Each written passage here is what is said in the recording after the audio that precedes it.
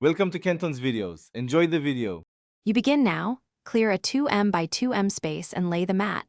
This protects joints and defines your workout zone. Once done, pick a primary tool, adjustable dumbbells for strength, bands for mobility, and assemble them where you can reach quickly. Make sure to set a 3-round timer with short rests. This enforces focus and progression.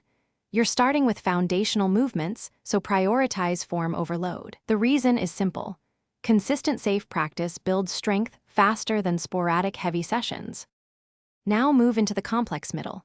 Begin with a 5-minute dynamic warm-up to raise blood flow, then chain compound lifts, squats, rows, presses, in controlled sets. Once warm, choose a weight that lets you hit 8-12 reps with 2 good reps in reserve.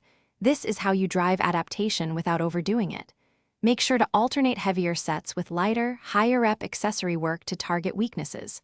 Once you finish a compound block, use bands for tempo control and to expose muscles to tension through full range of motion.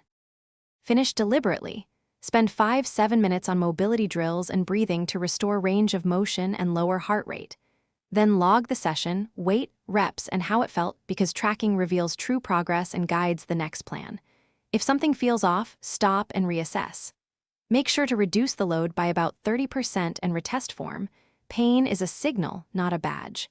If pain persists, pause the movement and consult a qualified coach or clinician to prevent injury. Thanks for watching. Consider subscribing if we helped you.